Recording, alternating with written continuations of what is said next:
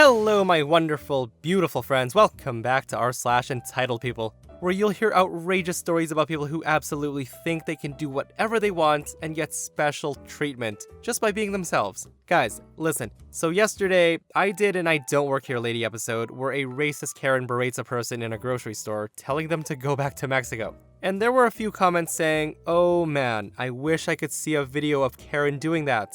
Well, my friends, do I have a treat for you. Before we dive into the stories today, y'all gotta see this. A Karen freaks out and gets what she deserves in a gas station. This is going all over the internet. You don't know who I am. You told her to go back to her country where she's from. I didn't even agree with her. That's assault. Yeah. You guys know that, right? Yeah. Where were you born? Where were you born? Where were you born? I was born in America. Where are your ancestors from? They're not from this country. You're going back to Mexico. You better go back to where you're from. You just walked into her. Hey, God! This country. Ladies. Oh my God. Yeah, you deserved it. Oh my God. In my opinion. Yeah, you pushed her and she smacked you. That was self-defense on her part. Nope. You guys hear what she says? She says, you're going back to Mexico. And this woman is having none of it. And did you guys hear that slap? Steve-O, can you rewind that just a little bit to show these lovely people that slap again? Perfectly executed, 10 out of 10 slap to the cheek. Maybe next time she'll think twice about trying this on someone else. My friends, with that out of the way, you know what time it is. It's time to get into some more absurd stories. Guys, I hope you enjoy them today, and do hit that subscribe button for future stories, my friends. Let's dive in. So years ago, I worked at a busy corporate sit-down burger restaurant. One day, I'm hustling through lunch rush, and I have 6 college guys sit down. One guy flags me over and loudly pronounces that they're ready to order right away. I asked, what are you guys having? The guy who flagged me over looked at me and said, guys? Now, he said this with a smirk on his face, and he turns to his friends and says, guys? Huh, that doesn't sound like a very professional greeting to me. If you were working at a restaurant that I owned and walked up to a table and asked, what are you guys having? I would definitely fire you. So the other guys at the table kind of look uncomfortable at this exchange and just silently sat there. The main guy looks around at all of them and keeps going. He stares at me straight in the face and says, why don't you go away, pretend to do something, and then come up to us again and do it right? Now, at this point, I'm looking around at my massive section of tables and getting the distinct feeling that I'm gonna be at this table forever. I'm trying not to lose my cool, so I smile and say, sure. I take several steps back and walk up again and said, gentlemen, how are you all doing? Ready to order? The main guy smirks and nods and says, that's more like it. I asked everybody at the table what they're having first, leaving the rude, entitled idiot for last. I then asked him, how about you, Chief? What do you feel like eating today? Some of the other guys laugh. He looks angrily at me, but orders his burger and a drink. I get everybody's order and hustle off. I return with the drinks a little while later. I set everybody's drinks down and do the main guy last. I said, here you go, boss. I leave before he can say anything. Through the course of their meal, I call him a different nickname every time. You need a refill, pal? How's your burger, buddy? Need more ketchup? Bro, can I get that plate out of your way, dude? Any dessert for you, amigo? Need me to split your check, muchacho? So by this time, I can see that this guy's boiling. His friends are loving it though. As time goes on, the rest of them keep looking at me expectantly. What nickname next? Finally, they all get up to leave. Lunch rush has ended and I'm chilling at this point. I casually walk up to them and say, thank you gentlemen for coming in. The rest of the group is smiling. I look at the main guy and I said, and you have a fantastic day, hoss. The rest of the guys cheer. They all headed out. I grab their receipts on the table and surprise, surprise, the main guy left me 0 for a tip. I didn't care though. It was all worth it. My friends, for all of you who don't know what hoss is, it's slang for horse. I didn't know that either. I had to look it up. That's some mad disrespect to your server though. Hearing the guy order OP to go back to doing what he was doing, and then to approach them again, ugh, that kind of made my blood boil. I absolutely hate the fact that some people forget that people serving you are human too. I really wish this entitled idiot got more. I really do. But I bet his buddies will poke fun at him for a while about this whole situation, so I guess that's alright. So I was a medic in Salt Lake for a few years. One rainy day, my partner and I got dispatched to a fairly upscale neighborhood on the call of chest pain. Now, chest pain means that we dispatch with flashing lights and sirens because there's a chance the person might be having a heart attack. We quickly arrive at the front of a beautiful house and find a woman standing at the curb with 2 suitcases packed, which is already a red flag. I shut down the siren but kept the lights flashing for safety. We asked if she called 911 and she confirms. She steps into the ambulance, sits on the bench, and tells us to get going. Now, at this point, I'm confused, as she seems perfectly fine. I tell her we need to do a full workup before we leave, so we can provide care on the way and take her to the right facility. Now, the next part still leaves me baffled to this day. She says she doesn't really have chest pain, and that she really just has a procedure scheduled at the hospital. And she wants me to turn off the flashing lights so her neighbors don't notice and ask her questions. Now, obviously this is EMS abuse, and I tell her so. Suddenly, her chest pain is back. She says she feels faint, her arm's going tingly, and we need to go to the hospital right away. So I say I need to get vitals and start an ECG, which is a test that checks how your heart is functioning. She protests again, mentioning the start time for her appointment is in less than 30 minutes. So I ask her point blank. I said, "Do you need medical attention or do we need the police?" So I proceeded to do a full workup in front of her house, taking my sweet ass time, asking enough questions to make her eyes roll, and leaving the strobe lights on the whole time, so the neighbors would see. She ended up being late to her appointment because we took her to the hospital through the ER instead of the front doors. Guys, what in the world? Did this girl really think she was gonna get a free ride in an ambulance to the hospital? Like, did I understand this correctly? She was definitely better off taking public transit, a taxi, or an Uber. Now she probably gets a nice bill for an ambulance ride, which is not cheap at all. And according to this person's comment, they would have sent her home anyway. This person says, if you have a procedure coming up and you've developed chest pain, that procedure is gonna get tossed. No anesthesiologist is gonna touch the patient without full cardiac workup and another cardiac clearance from a cardiologist. So there you have it. This is what happens when you're entitled, but you lack the brains. So guys, while we're on the subject of paramedics, I do have another story for you. So I'm a paramedic in a place that has some HOAs and apartment complexes. We hate responding to apartment complexes because there's nothing but assigned parking and no fire zones. Basically, if we can't find a space to fit in, we have to block the road. My agency also uses first responder vehicles and ambulances. The first responder, as implied, usually arrives first, so we do our best to leave room for the ambulance to fit. So we get a call at the apartment complex, and I'm the first responder. As I pull up to the address, by some miracle, their spot is only 2 apartments away. Great! I can leave the road clear for the ambulance. As soon as I park, out comes this guy screaming that I can't park there. I do the "are you serious" look, and just say it's a medical emergency. He says he doesn't care.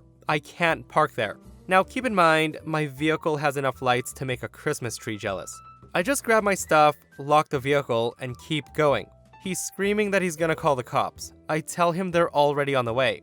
The cop gets there while I'm with the patient and tells him to basically pound salt. The cop enters the apartment and this guy really goes full-blown entitled. He enters the apartment of the patient and comes into the room where I'm treating the patient. He starts ranting and raving how I have to move my vehicle. I look at the cop and say, "Get him out of here." And then the cop seals his fate. She asks the patient if she wants this person removed from the apartment, and did she ever give consent for him to enter. The patient's response was, "Get him out, he's trespassing." Boom, all in the clear. The cop gives him one last chance and tells him to leave or he'll be arrested. The guy doubles down and he says, "I'm on the HOA board and I can go wherever I please." At this point, backup's called, and the cop manhandles him out of the room. The ambulance arrives with police backup, and they get him out of the apartment so we can safely remove the patient. Not entirely sure what happened next, as I was in the back of the ambulance, but when I got out, one of the officers approaches me and says, "Sorry, but we need another bus. We had to tase him." So the policy for police department is if they tase someone, they have to be transported to the hospital by ambulance, as the taser spikes have to be surgically removed due to the barbs on them. We wait for the second ambulance and they take him and I go back in service. We found out a few weeks later that he was charged with trespassing, assaulting an officer, resisting arrest, and interfering with the scene of an emergency. This was all over a parking space that I would have been in and out of in 20 minutes if he had not created problems. Guys, this story is absolutely nuts. Being so gosh darn entitled that you don't even give a care in the world that paramedics are trying to save someone's life. I can only think of one reason that this man wanted nobody to park there. Are you guys ready? He had a bet going on with someone that if nobody parked in that spot for the next hour, he would win 1,000,000 cookies. That's the only logical explanation I can come up with. So reading through the comments, another person comes in with their own story. And this person says, stories like this sound almost unbelievable, unless you work in healthcare. I've legit had similar stuff happen. We had a new admit show up about the same time a patient directly across the hall from her coded. So we're all in the middle of trying to revive this patient and she keeps calling out, so I step out to see what she wants. And she wants her pain medication. I explained to her that since she just got there, she doesn't have any orders yet, and we've got a situation across the hall, so it'll be a little while. She looks at me dead in the eyes and says, I don't care who the F is dying. I want my pain medication now. 15 years in nursing, and I sat there shocked as hell, and I've seen just about everything. It took me a few minutes to pick my jaw up and tell her she'd have to wait, and she responded with, I want the doctor now. At this point, I was done with her and told her it was too bad. Her doctor was running the code and she'd have to wait. People think we make this up, but some of the crazy stuff people say in hospitals during medical emergencies is really mind-blowing. So this happened to me in 2013. I was over 30 years old, had gone back to school, and it was the Friday before finals week on my last semester to finish my CE degree. I walked into a gas station, and we'll call it Square L, about 7:30 a.m. Locally, that's 30 minutes after they start selling alcohol. The county is dry between 3 a.m. and 7 a.m. I grab 2 of the largest packs of cheap beer they sell and head up to the register. No big deal. I told the clerk that I was just stocking up for a small study party with friends on campus later that day. The person behind the register eyes me suspiciously as I set them on the counter and he tells me that I'm not buying them. I politely explain that it's after 7 a.m. and I don't see a problem. The manager leans over and tells her to get my ID, so she asked me for it. I'm like, fine, whatever, and I fidget around for a minute before realizing that it's in my car. I say as much and offer to grab it, and she told me to go ahead. I dash out to my car, grab my wallet from my book bag, no big deal again. I walk back in and present it to the person at the register, who promptly glances at it, snickers, grabs some scissors, and cuts it in half. She tosses it in the trash and tells me to get the hell out of her store.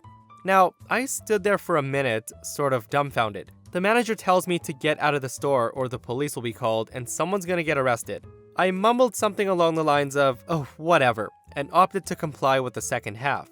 I went to my car, got my phone, and called non-emergency and told them that I had just had my driver's license taken and destroyed. I read off the address, ended my call, and then headed back inside and stood.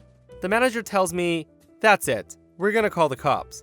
And I let her know that I did. The clerk laughs and shouts for people in the store to hear, y'all wanna stick around, this punk idiot just called the cops on us for taking her fake ID. It took about 10 minutes, but they showed up. As they arrived, the manager rushed out the door and I walked behind. The cop asked for me immediately by name, dismissing the manager pointing at me and rattling off about my fake ID. I told the cop what happened, and told him that I was told to leave or the cops were to be called and someone was to be arrested. He then takes the statement from manager, the clerk, and then requests the ID to be retrieved from the trash. He looks it over and hands the 2 pieces back to me. He hasn't said anything other than simple requests for info at this point. He then asked me to come along, and we're gonna have a chat outside. At this point, I'm actually growing a bit concerned. He punches my driver's license number in, and up pops my face and my info. Clean history of both driving and criminal. He then lets me know that destruction of a license is a misdemeanor in the state, and he asked which one of those employees cut it. We have a brief conversation, and at this point, he's smiling from ear to ear. He asked me if I want to press charges, and at this point, I've already missed my first class, so I said I do. I'm told to play along with him, and we share a course of action. By this time, there were 4 squad cars and police milling about. Customers had grown scarce. We walked back in, and I'm staring at the floor looking pensive, and the cop says loudly, "What do we say?" And he nudges me. I politely say, "I'm very sorry this happened, and I'm sure it won't happen again." Now at this point, the clerk and manager began chuckling and clapping that I was in trouble. I then finished with, the manager requested the clerk take it, who then cut it, and then the manager is the one who said someone's getting arrested. The officer then undid the cuffs from his belt, walked up to the clerk, and began with Miranda rights. Another did the same to the manager. Another 30 minutes go by while they're sitting in the back of squad cars. I wait patiently, and eventually they're cut loose, and I'm given a date to play witness in court. We head back in, and the manager is irate. The employee on release bolted. I pay for my now warm beer, and then leave. My professor got a great laugh out of the police reports and let me do my project presentation late anyway. Now, how in the world do you just assume someone has a fake ID and cut it and kick them out? Even if it was fake, I don't think clerks have any right to confiscate fake IDs, do they? I love how the manager and clerk were clapping and then got the reverse Uno card played on them. That was simply beautiful. And that, my friends, brings us to another end of our slash entitled people. Guys, we survived yet another one. If you enjoyed the stories today, do hit that thumbs up. And if you missed yesterday's episode, it's ridiculous. A Karen harasses an off-duty cop in a hardware store and instantly regrets it. Check out the stories if you missed them, and I'll see you guys in the next one. I love you.